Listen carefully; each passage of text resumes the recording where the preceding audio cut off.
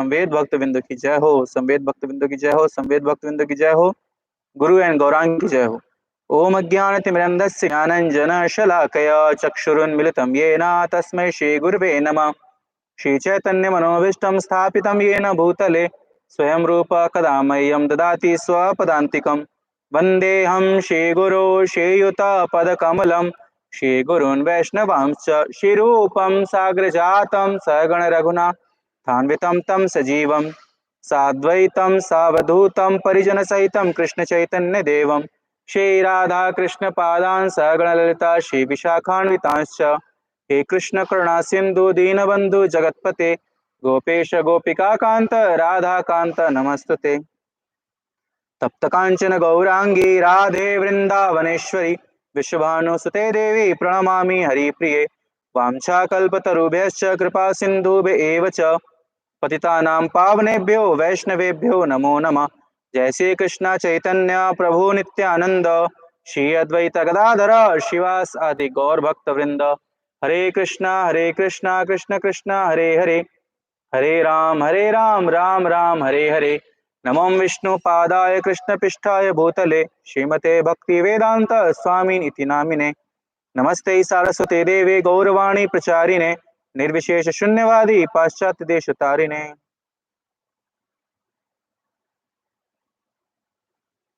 हरे कृष्णा। तो आज की भगवत गीता की इस नित्य कक्षा में आपका हार्दिक स्वागत है। कल की कक्षा नहीं हो पाई थी, मैं उसके लिए आपसे क्षमा प्रार्थी हूँ।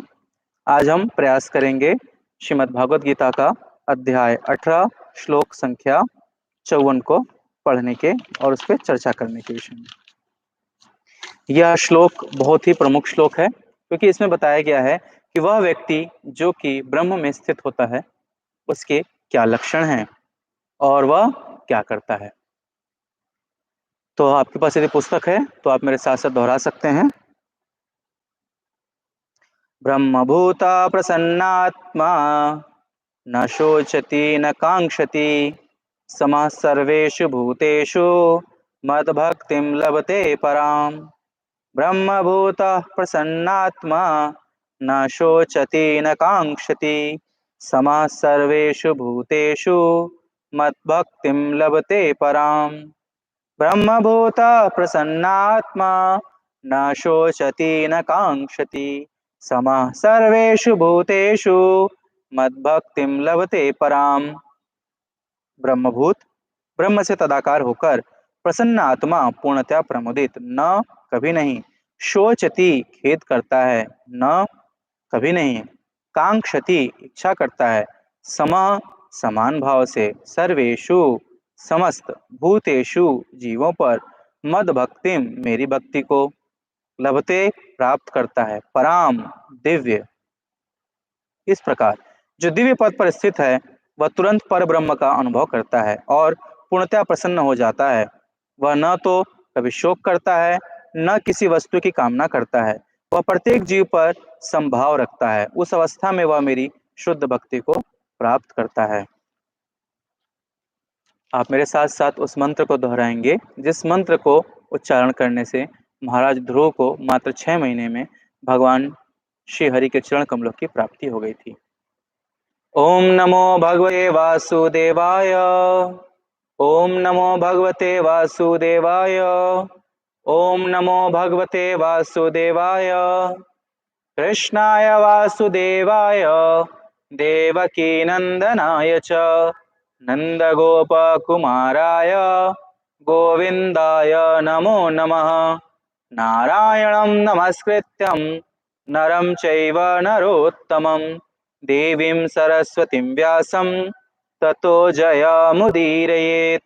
नष्टप्रायेषु अभद्रेषु नित्यं भागवत सेवया भगवती उत्तम श्लोके भक्तिर्भवती नैष्ठिकी। को इससे भी आगे चलकर शुद्ध भक्ति में प्रवृत्त होना होता है। इसका अर्थ हुआ कि जो भगवत भक्ति में रत है वह पहले ही मुक्ति की अवस्था है, अवस्था जिसे ब्रह्मभूत या ब्रह्म से तादात्म्य कहते हैं, प्राप्त कर चुका होता है। परमेश्वर या पर ब्रह्म से तदाकार हुए बिना कोई उनकी सेवा नहीं कर सकता। परम ज्ञान होने पर सेव्य तथा सेवक में कोई अंतर नहीं कर सकता। फिर भी उच्चतर आध्यात्मिक दृष्टि से अंतर तो रहता ही है। तो आज का श्लोक जैसे मैंने आपसे बताया कि ये बहुत ही इम्पोर्टेंट श्लोक है। तो इसमें बताया गया है कि ब्रह्मभूत प्रसन्नात्मा, तो सबसे पहले वह ब्रह्मभूत मतलब ब्रह्म में उसको स्थित होना पड़ेगा। हमारी स्थिति अभी कैसी है? हम है अभी अन्नभूत दुखी आत्मा, सदैव सोचती सदैव कांक्षती। और हमें कहाँ पहुंचना है? ब्रह्मभूत प्रसन्न आत्मा, न सोचती न कांक्षती। तो ब्रह्मभूत की अवस्था पर पहुंचने के लिए क्या आवश्यक है? ब्रह्मभूत की अवस्था पर पहुंचने के लिए आवश्यक है कि हम अपनी साधन और साधना दोनों को मजबूत रखें। तो हमारे साधन क्या है? हमारे साधन है श्रवण और कीर्तन। अच्छा, उनको करना हमारी साधना है, परंतु साधन में रुचि नहीं होती और इस वजह से साधना में प्रवृत्ति नहीं हो पाती। जब साधन में रुचि नहीं होती है तो हम साधना ठीक से कर नहीं पाते हैं। जैसे आज तो बहुत गर्मी है, बहुत ही गर्मी लग रही है, बहुत दिक्कत लग रहा है और अब तो लाइट भी गोल हो गई। तो अब जब लाइट आएगी, एसी चालू होगी, तब माला करूंगा। छी, कितना गंदा मौसम है, चिपचिपा सा है, बारिश हो रही है, बहुत दिक्कत हो रही है। तो बारिश खत्म हो जाएगी, फिर माला करूंगा।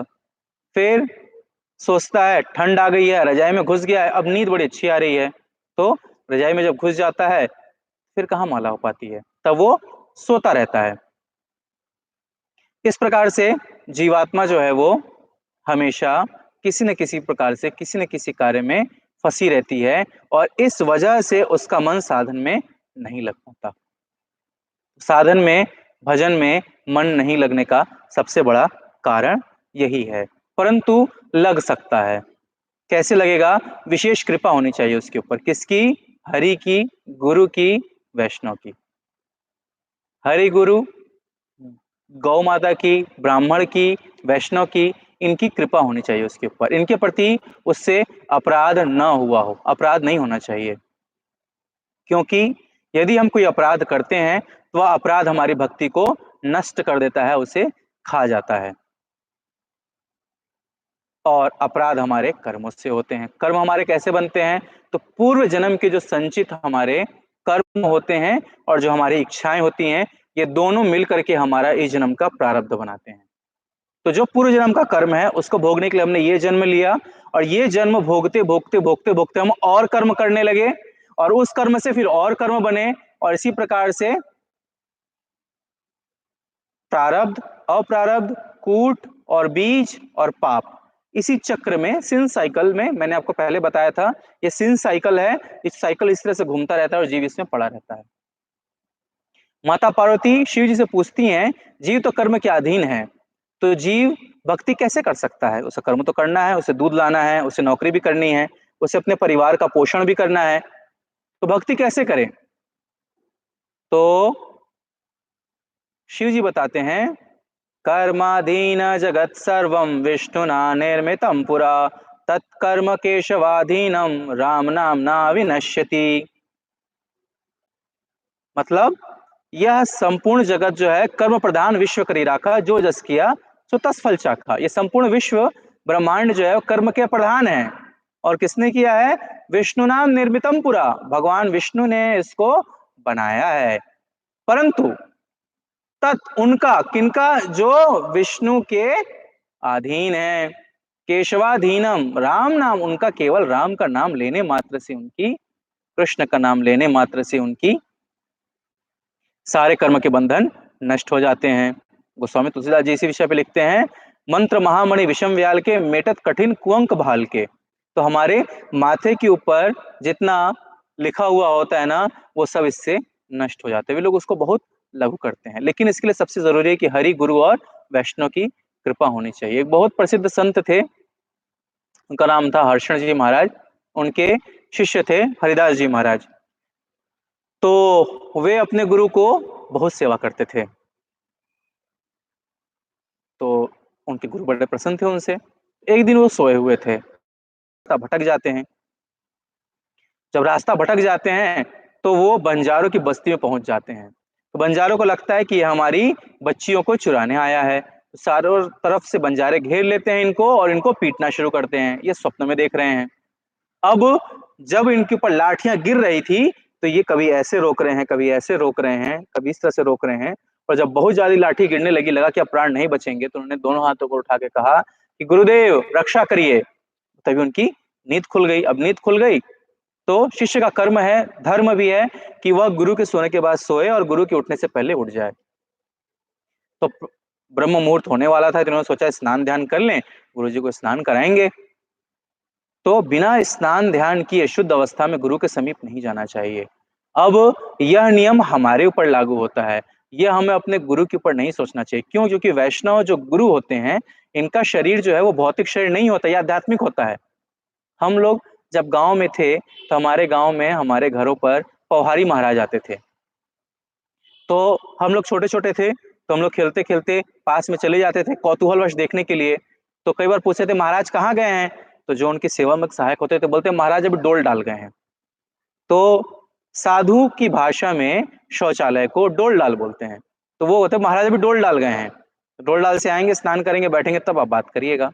तो शास्त्र बताते हैं कि गुरु के स्नान करते वक़्त शरीर से यदि कुछ छींटे भी आ जाते हैं, तो उससे वो शिष्य का जीवन धन्य हो जाता है। या किसी व्यक्ति को भी पड़ गए, तो उसका जीवन जो है वो धन्य हो जाता है। वो कभी भी अशुद्ध नहीं होता। तो ये जब होश खुला इनका, नींद आया, तो ये भाग गए।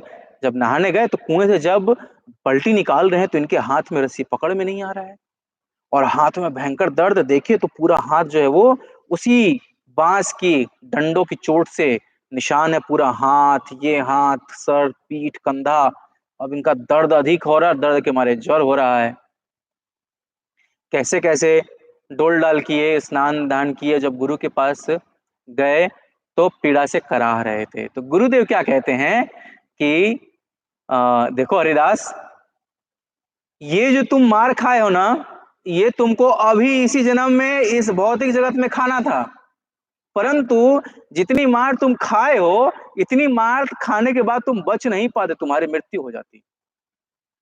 इस वजह से ठाकुर जी ने तुम्हारे ऊपर विशेष कृपा की और वो मार तुम्हारे स्वप्न में दे दिया। घबराओ मत, तुम्हारी मृत्यु थी, टल गई। अब तुम बच गए। ऐसे ही अल्मोड़ा की पहाड़ियों के पास में एक महाअवतार बाबा रहते हैं, जो कि 3000 वर्ष के हैं। वो आज भी हैं, वो ईसा मसीह से भी मिले हैं, वो पैगंबर हज़रत मोहम्मद से भी मिले हैं और वो बहुत सारी विभूतियों से मिल चुके हैं और बहुत सारे लोगों ने उनका दर्शन भी किया है। वो नित्य प्रति 20 वर्ष के रहते हैं। वो अगस्त्य ऋषि के शिष्य हैं। तो एक बार वो अपने शिष्यों के साथ बैठे थे और उन्होंने जलती आग से एक बड़ा-सा लक्कड़ उठाया और अपने एक शिष्य की पीठ पर खूब जोर से मार दिया। उसका पीठ फट गया और पूरा आधा पीठ जल गया उसका। तो बाकी सारे शिष्य तो कुछ बोले नहीं, लेकिन मन ही मन सोचने लगे कि गुरुदेव ने आज ऐसा क्यों किया? तो उनके मन की भावना को जान करके उन्होंने बोला कि देखो, इसकी मृत्यु अभी होनी थी जल करके। यह हम लोग से बात करते-करते हम लोग उठकर जाते और फिर ये जब उठता तो इसको चक्कर आता है, अग्नि में गिरता, जल के मर जाता। इसकी मृत्यु टालने के लिए मैंने इस लक्कड़ से इसको मारा और इसको ये कष्ट हुआ। मेरे नज़दीक आ, उसको बुलाते हैं, उसके ऊपर हाथ फेरते हैं, उसका सब कुछ घाव ठीक हो जाता है। बोलता अब नहीं मरेगा ये, अब इसकी उम्र और बढ़ गई। तो इस प्रकार से गुरु जो होते हैं, ये रक्षा करते हैं। गुरु, वैष्णव, साधु, गौ और ब्राह्मण। फिर इस प्रकार से हमें इनकी कृपा लेने का प्रयास करना चाहिए। ध्यात्म बुद्धि के अंतर्गत जब कोई इंद्रिय तृप्ति के लिए कर्म करता है तो दुख का भागी होता है, लेकिन परम जगत में शुद्ध भक्ति में रत रहने पर दुख कोई दुख नहीं रह जाता। इंद्रिय तृप्ति जब कोई देहात्म बुद्धि में होता है तो इंद्रिय तृप्ति के कार्य करता है। देहात्म बुद्धि में होगा तो उसके हृदय में तृष्णा रहेगी। तृष्णा 3 प्रकार की होती है। पहला पुत्रतृष्णा या पुत्रतृष्णा और शिष्यतृष्णा। पुत्रतृष्णा और शिष्यतृष्णा में क्या होता है? इस तृष्णा में उस व्यक्ति के हृदय में इच्छा होती है कि काश मेरा बेटा हो जाता, काश मुझे पुत्र होता। और यदि गुरु है तो सोचता है मेरे खूब सारे फॉलोवर हों। तो क्या फॉलोवर होना गलत है, शिष्य होना गलत है या पुत्र होना गलत है? नहीं। ना शिष्य होना गलत है, ना पुत्र होना गलत है। पुत्र होने की कामना होना गलत है, शिष्य बनाने की कामना होना गलत है। कि मेरे बहुत ज्यादा शिष्य बन जाएं, मेरे पुत्र हो जाएं, ये कामना गलत है। क्योंकि चैतन्य महाप्रभु कहते हैं, न धनम न जनम न सुंदरी कविता वा जगदीश कामये। धन है ठीक है, धन नहीं है कोई बात नहीं है, पुत्र है ठीक है, पुत्र नहीं है कोई बात नहीं है, शिष्य हो गए तो ठीक है, नहीं है कोई दिक्कत नहीं है, यहां तक तो ठीक है। परंतु अब भजन ही इसलिए कर रहा है कि ज्यादा से ज्यादा शिष्य बन जाएं, और स्त्री संग ही इसलिए ज्यादा से ज्यादा कर रहा है कि जितना जल्दी हो सके मेरे और पुत्र इकट्ठा हो जाए। तो ये कामना उसके बंधन का कारण है। ये 3 प्रकार की तृष्णा होती है, जिसमें मैंने आपको प्रथम तृष्णा बताया, ये था आपका पुत्रतृष्णा या शिष्यतृष्णा, शिष्य बनाने की कामना और पुत्र बनाने की कामना। दूसरी तृष्णा होती है वित्त तृष्णा। वित्त तृष्णा होती है धन की कामना। धन की कामना कैसे? मेरे पास खूब सारा धन हो, मैं ज्यादा से ज्यादा कमा लूं, ज्यादा से ज्यादा मेहनत कर लूं, ज्यादा से ज्यादा पैसे हो जाए मेरे पास। और कुछ लोग तो क्या करते हैं, दान दे करके एटीजी रसीद लेते हैं, उस एटीजी रसीद को जमा करते हैं, फिर उसे जो टैक्स बेनिफिट मिलता है फिर उसको जमा करते हैं, और फिर उसकी रसीद लेते हैं, फिर उसको जमा करते हैं, और इसी प्रकार से वो चक्कर खाते रहते हैं। और क्या करते हैं, वो कहते हैं कि हम अपने लिए थोड़े कर रहे हैं, हम परोपकार के लिए कर रहे हैं, परमार्थ के लिए कर रहे हैं। जब हमारे पास पैसा होगा, जब ज्यादा से ज्यादा कमाएंगे, तभी ना हम मंदिर में डोनेशन दे पाएंगे, तभी ना हम मंदिर में सेवा कर पाएंगे। जब हमारे पास पैसे नहीं होंगे तो हम कहां से करेंगे? इस संबंध में महाभारत में एक बहुत अच्छा श्लोक आता है। व्यासदेव जी कहते हैं, धर्मार्थम यस्य वित्तेहा वरम तस्य निरीहता प्रक्षालनाधिपंकस्य द्वारा स्पर्शम परा। मतलब धर्मार्थम यस्य वित्तेहा वरम तस्य निरीहता, परोपकार करने के लिए जिसमें बहुत इच्छा है, अच्छा होता यदि वह उसको त्याग दे, उससे विमुक्त हो जाए। क्यों? तो व्यासदेव कहते हैं, प्रक्षालनादि पंकस्य, मतलब एक तो आप कीचड़ में पैर डाले, दूसरा अब कीचड़ से पैर जब निकालने के लिए जरूरत पड़ेगी तो जब निकालोगे अब साफ पानी खोजिए, वो पैर कैसे धुलेगा? क्योंकि पैर तो कीचड़ से धुलेगा नहीं, पैर धोने के लिए साफ पानी चाहिए। तो वो साफ पानी कहां से लाएंगे आप? क्योंकि आप कीचड़ में इतने ज्यादा जा चुके होंगे कि आप वापस नहीं निकल पाएंगे। और अपने मन को सांत्वना देने के लिए कहेंगे कि अरे मैं अपने लिए थोड़े किया, मैंने देखो सब कुछ दान कर दिया, मैं इतना मेहनत करता हूं, इतना सब कुछ करता हूं, मैं सब भगवान के लिए तो कर रहा हूं। तो क्या ये परोपकार करना, मंदिर बनाना, साधुओं की सेवा करना मना है? नहीं, यह मना नहीं है, ये कुछ भी मना नहीं है। परंतु इनके करने के लिए मेरे पास ज्यादा धन आए, इस धन की कामना बुरी है। इसीलिए चैतन्य महाप्रभु कहते हैं, न धनम न जनम न सुंदरी कविता वा जगदीश कामये। यह कामना कह रहे हैं वो। तो धन जन और सुंदरी है आपके पास, साधारण रूप से आप बड़े हुए और परिवार के लोगों ने आपका विवाह कर दिया, कोई गलत नहीं है, आप रहिए, आनंद के साथ अपना जीवन बिताइए। आप साधारण रूप से प्रसिद्ध हो गए, साधारण रूप से आपका नाम हुआ। अब एक बात बताइए कि सुखदेव गोस्वामी ने किसी फेसबुक में तो अपना ऐड दिया नहीं था, यूट्यूब चैनल पर उनका लेक्चर भी नहीं आता था, बहुत बड़े बड़े होर्डिंग भी नहीं लगे थे, सावधान सावधान सावधान, आपके शहर में सुखदेव गोस्वामी का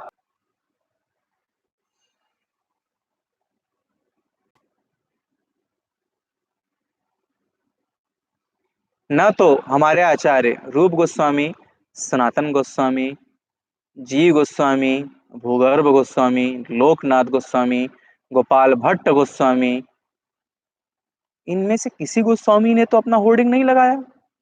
इन्होंने तो यहां तक कह दिया भूगर्भ गोस्वामी ने कि मेरा नाम मत डालना, ग्रंथ में मेरा नाम नहीं आना चाहिए, मेरा नाम मत डालना, कोई जाने ना कि मैं आऊं।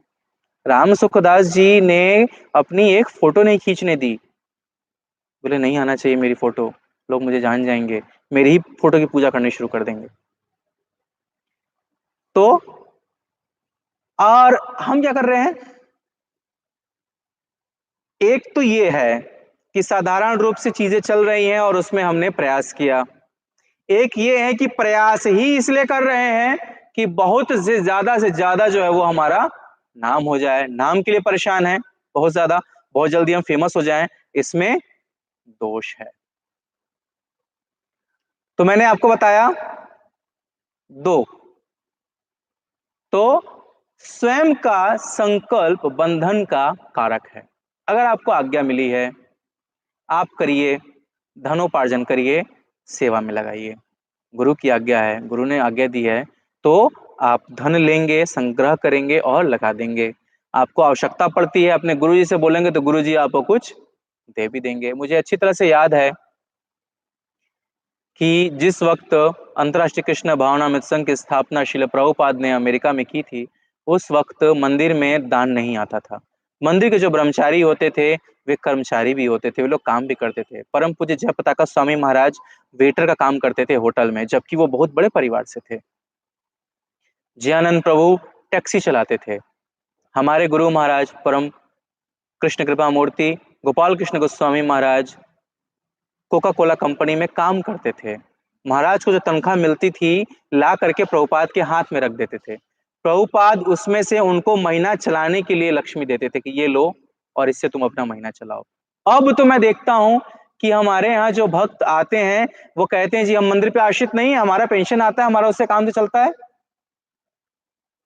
अब जब मंदिर से आप जुड़ गए, सब कुछ आपने भगवान को समर्पित कर दिया, तो मेरा पेंशन कहाँ रहा? अब तो आप मंदिर से खर्चा लीजिए ना। अब आपको जो कुछ भी है वो सब भगवान का है। गाते तो हैं तेरा तुझको अर्पण क्या लागे मेरा, ओम जय जगदीश हरे, लेकिन अर्पण नहीं कर पाते। क्यों? क्योंकि कलेजा फटता है।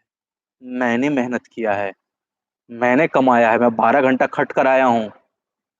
अरे वो तो तेरा कभी था ही नहीं, तुझे ऑलरेडी खाना पीना भोजन मिल ही रहा है ना। एक छोटी सी हवा आएगी और उड़ गए। एक छोटी सी हवा चली है कोरोना की, सारी दुनिया अपने अपने घरों में बंद है, कोई बात नहीं करता किसी से। लोग, खैर बकुले तो फिर भी ना थोड़े नजदीक आ जाते हैं, वैसे बकुले कभी नजदीक नहीं आते आसपास। लोग बकुलों की तरह अलग अलग पानी में अलग अलग जगह पे निजार नीचे डाल करके बैठे हुए हैं, ये मछली आ जाए धीरे से खा ले, चुपचाप खड़े हो जाए, कोई बात तक नहीं करता नजदीक जा करके। अब कोई किस क्यों नहीं कर रहा है किसी को? अब हाथ क्यों नहीं मिला रहे हैं? अब गले क्यों नहीं मिल रहे हैं? अब ऐसा क्यों नहीं कर रहे हैं? क्यों? क्योंकि ठाकुर जी नहीं चाहते। हालांकि ये एक संकट है, परंतु ये भी देखना चाहिए कि ये संकट क्यों आया और उसका क्या परिणाम निकल रहा है। फलेन परिचीयते, फल से कार्य की समीक्षा की जाती है कि परिणाम जो निकला उसके आधार पर कार्य ठीक था कि नहीं था। वातावरण शुद्ध हो गया है, नदियां शुद्ध हो गई हैं, आकाश आकाश शुद्ध हो गया है, 14 मई को कंबल ओढ़ के सो रहे हैं, मौसम ऐसा हो गया है, रात को पंखा एक पे नहीं चल रहा है, तो मनुष्य को छोड़कर बाकी सभी खुश हैं। हम बड़े परेशान हैं, फैक्ट्रियां बंद हो गई हमारी। खैर, तो मैंने आपको बताया कि स्वयं का संकल्प बंधन का कारक है, इससे बचने का प्रयास करना चाहिए। तो ये दो तृष्णा बता दी मैंने आपको, शिष्य तृष्णा, पुत्र तृष्णा, वित्त तृष्णा, और एक है लोकेशणा। चैतन्य महाप्रभु का न धनम न जन्म न सुंदरी।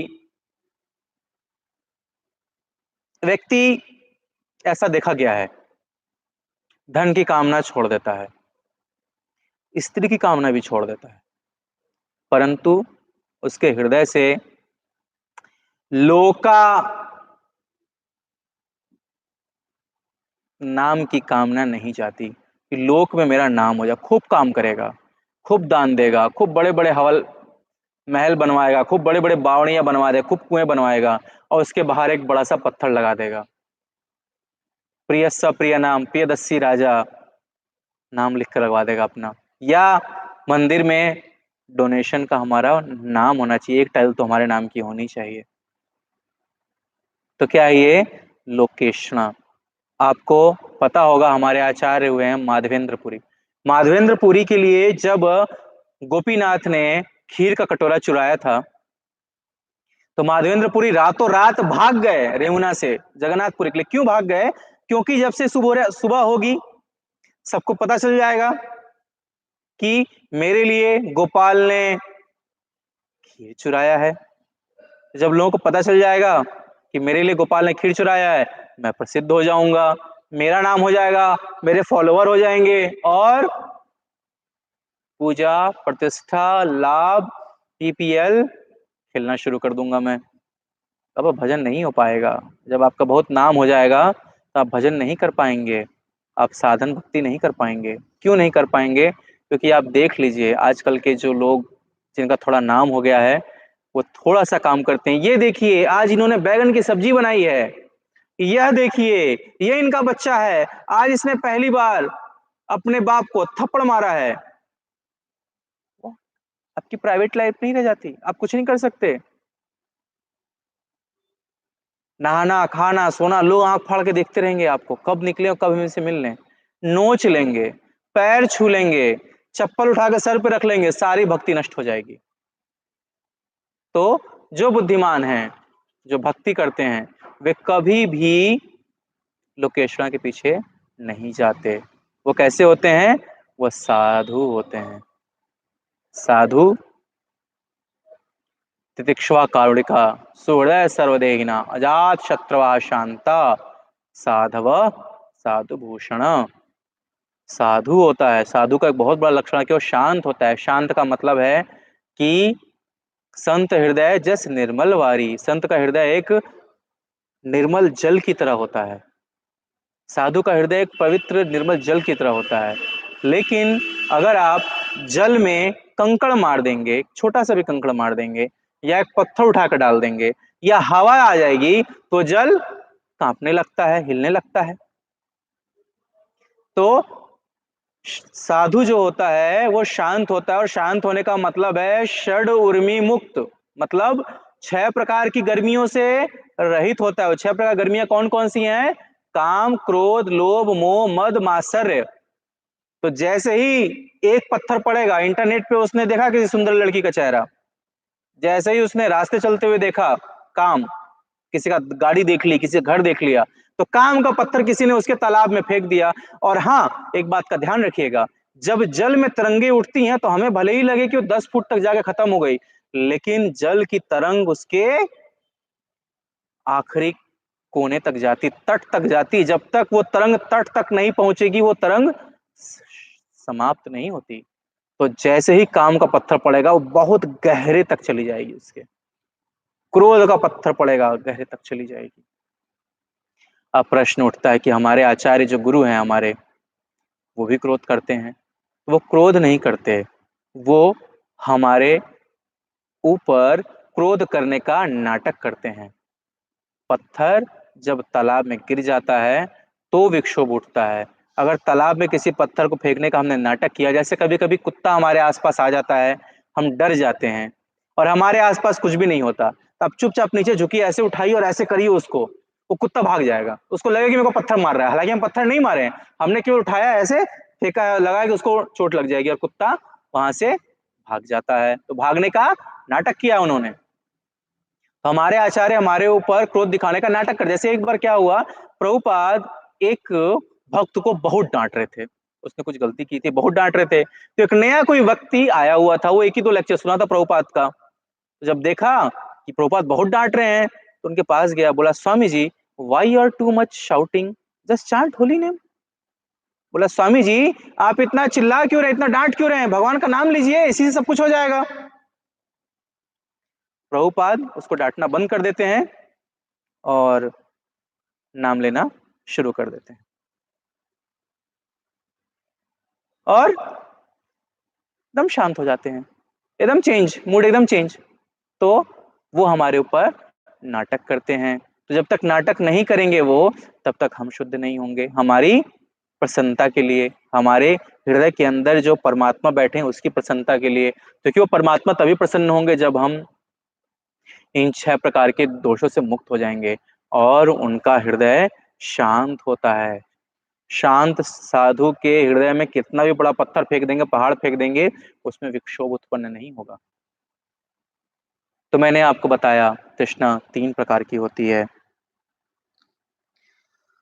कृष्ण भावनायुक्त भक्त को न किसी प्रकार का शोक होता है, न आकांक्षा होती, चूँकि ईश्वर पूर्ण अतः ईश्वर में सिवा जीव भी कृष्ण भावना में रहकर अपने में पूर्ण रहता है।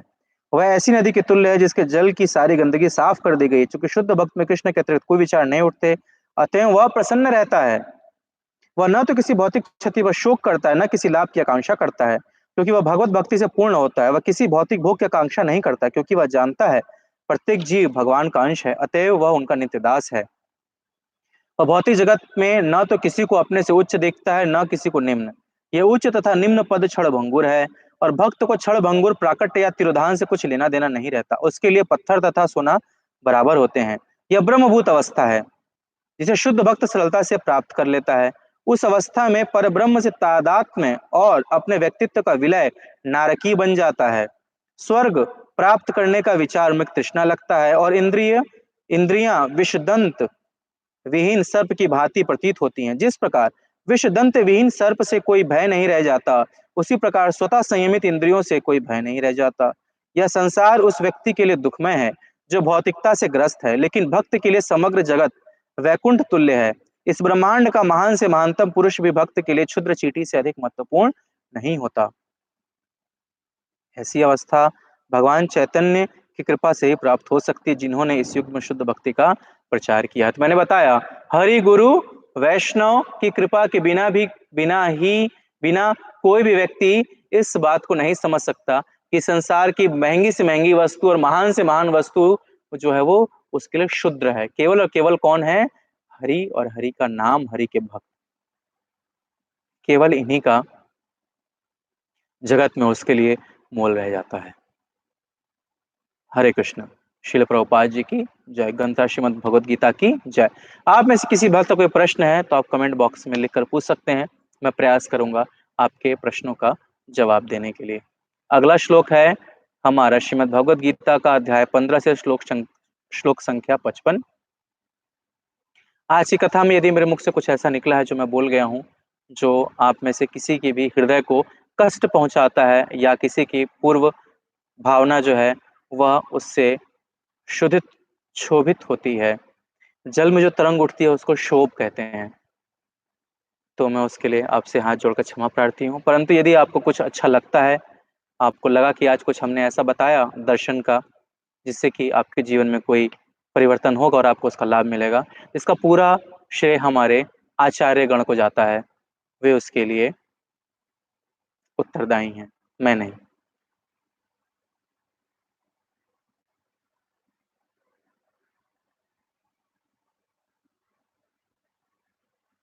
हाँ, पर पहला प्रश्न है सुमित प्रभु जी का यमुना नगर से। हरे कृष्णा प्रभु जी, दंडवत प्रणाम। हिज ग्रेस सत्य हरि प्रभु का प्रश्न है तालाब में पत्थर गिरने से कैसे रोका जाए? तालाब में पत्थर गिरने से रोकने का एक ही तरीका है सत्य हरि प्रभु कि धन होना बुरा नहीं है, धन की कामना होना बुरा है। पुत्र होना बुरा नहीं है, पुत्र की कामना होना बुरा है। शिष्य होना बुरा नहीं है, शिष्य की कामना होना बुरा है। आप देख लीजिए, आपको मुझे बताने की आवश्यकता नहीं है। आपके आसपास का माहौल आप देखिए कि कामनाओं का ही चक्कर है कि इतना बड़ा बखेड़ा खड़ा हुआ है और अभी तक ठीक नहीं हो पा रहा है और किसी को समझ में नहीं आ रहा है गलती किसकी है। किसी से ही बात करे, कोई कहता है जी हमारी तो कोई गलती ही नहीं है, हमने तो कुछ किया ही नहीं, ये तो बस ऐसे ही चल रहा है, ये लोग वैसे ही है, शुरू से ही ऐसा है। नहीं, इन सबकी कामनाएं आपस में टकरा रही हैं। वो चाहता है कि वो मेरा आदमी बने, वो चाहता है वो मेरा आदमी बने। वो चाहता है इस जगह पे मेरा नाम आए, वो चाहता है इस जगह पे मेरा नाम आए। कामना, वो उसकी कामना उसको ले डूबेगी। और जिसने सब कुछ किया उसका कहीं कोई नाम नहीं है। तो तालाब में पत्थर गिरने देने से का एक ही तरीका है कि उस जल को शांत रखा जाए। और शांत वो तभी रह सकता है जब उस जल को धारण करने के लिए हम पात्र बन सकें। इसीलिए गुरु कहते तो हैं कि दीक्षा ले लिया है आपने, अब पात्रता बढ़ाइए अपनी। तो जब तक उस हम जल को धारण करने का पात्र नहीं बनेंगे, हम उस जल को धारण नहीं कर पाएंगे और वह क्षोभित होता रहेगा, कभी धन का, कभी जन का, कभी सुंदरी का, कभी कविता का, उसमें क्षोभ उठता रहेगा। काम, क्रोध, लोभ, मोह, मद, मात्सर्य उसको इरिटेट करते रहेंगे। आशा करता हूं आपको सवाल का जवाब मिल गया होगा। मनप्रीत प्रो जी का प्रश्न है, प्रो जी आज के भौतिक जगत में समभाव की भावना रख पाना बहुत ही मुश्किल है। इस अवस्था को प्राप्त न कर पाने के कारण हम भगवान की शुद्ध भक्ति कैसे प्राप्त कर सकेंगे? समभाव की अवस्था रख पाना बहुत कठिन है, बिल्कुल सही बात है, लेकिन आपका असंभव नहीं है। तो एक भक्त के 4 गुण बताए गए हैं। वह 4 प्रकार से डीलिंग करता है। पहला, वह जानता है परम पूर्ण परमेश्वर परमात्मा भगवान श्री कृष्ण कौन है। दूसरा, भगवान के जो भक्त हैं उनके साथ मित्रता करता है। तीसरा, जो अबोध जन हैं उनके प्रति करुणा करता है और उन्हें भगवान की भक्ति देता है। चौथा, जो ईर्ष्यालु हैं उनसे दूर रहता है। ये तो भक्त के लक्षण हैं। अगर हमारे स्वभाव में ऐसे लक्षण परिलक्षित होते तो ये गलत नहीं है। ये गलत नहीं है, ऐसा कर सकते हैं, परंतु क्या हमें देखना चाहिए, क्या वो किसी द्वेष की भावना से प्रेरित होकर तो नहीं हो रहा है? क्या वास्तव में वो वैसे हैं या ये मेरे अंदर का द्वेष है जो उन्हें ऐसा कहने के लिए मुझे मजबूर कर रहा है? ये देखना पड़ेगा। वो हमारे हृदय के अंदर का ईर्ष्या का पत्थर है जो तालाब में बार-बार कोई फेंक रहा है। उस पत्थर को गिरने से रोकना पड़ेगा, अन्यथा कभी भी जल शांत नहीं होगा और जब तक जल शांत नहीं होगा आपको तालाब के नीचे दिखाई नहीं देगा। क्यों? गंदगी है, जल के नीचे दिखाई नहीं देगा। नमन बेहुदा गिरदे कूच आवे बाजार में गिरदम। मैंने बताया था, मसीहा दर्द दिलम पैदा वे मन बीमार में गर्दम। मौलाना रूमी कहते हैं, मसीहा मेरे दर्द दिल में, मेरे दिल में है। मैं जिसको सारे संसार में खोजता हूं मेरे दिल में है। वे मन बीमार मी गर्दम, लेकिन मेरा मन बीमार है। मन बीमार है, दिखने नहीं देता। जैसे मैं जब यहाँ आया था यमुनानगर में पहली बार, तो मैं आते ही बीमार पड़ गया। तो परीक्षित पुत्र के घर पे था और ऊपर वाले कमरे में ही सोता रहता था। कमरा कमरा ना हुआ, पूरा का पूरा महल है। इतने बड़े बड़े दरवाजे हैं, इतना बड़ा बड़ा खिड़की है, उसको खोल दो ठंडी ठंडी हवा आती है। फर्श पे भी इतने ठंडे हैं। पैर रखो, पैर सुन, हाथ पानी लगा, हाथ सुन, कुल्ला किए, जीभ सुन, चेहरा धोया, मुंह सुन, और बुखार तप रहा है। तो उसकी देन थी कि मैं यहाँ आया ही नहीं। मैं टेंपल नहीं आया 3 दिन तक। ठीक होता तो आता, ठीक ही नहीं था, तो मन बीमार था। उसी प्रकार से ये मन बीमार है। मन बीमार है इसलिए बगल वाले कमरे में परमात्मा रहता है, खोल के जा नहीं रहा है। तो खोल के जाएगा तब तो परमात्मा का चेहरा का दर्शन करेगा, परमात्मा से बात करेगा। तो बीमार है मन। तो मन की बीमारी का एक ही उपाय है, हरे कृष्णा कृष्णा कृष्णा हरे हरे, हरे राम राम राम हरे हरे। मन की बीमारी दूर करने का एक ही उपाय है कि भगवान के पवित्र नाम का कीर्तन किया जाए, हरि गुरु वैष्णव की सेवा की जाए और भगवान की भक्ति में जो लोग उच्च स्तर पर हैं उनकी संगत की जाए, और कोई उपाय नहीं। अरे आशा करता हूं आपके प्रश्न का उत्तर मिल गया होगा। तो मैं आज की कथा यहीं समाप्त करता हूं। हमारा मैंने अगला श्लोक बता दिया, 18.55 है। तो आप लोग अगला श्लोक जो है वो पढ़ कर आइए अपने घर से, और आप लोग से प्रार्थना है कि आप जब कक्षा में भी आएं तो कॉपी पेन लेकर आएं, नोट बनाएं जो बताया जा रहा है, और प्रयास करें उसका नोट बनाने का। और जब बन जाए, कक्षा खत्म हो जाए, तो उस पर कंटम्पलेट करें। जब आप कंटम्पलेट करेंगे, उसके ऊपर सोचेंगे, तो आपके हृदय में वह ज्ञान बैठेगा। और यदि कंटम्पलेट करके समझ नहीं आते तो पेट में जाके इंडाइजेशन करेगा और वो प्रश्न के रूप में बाहर आएगा। अगर वो भी नहीं हुआ तो फिर देखना पड़ेगा। हरे कृष्ण। श्रील प्रभुपाद जी की जय। ग्रंथ श्रीमद् भगवद गीता की जय।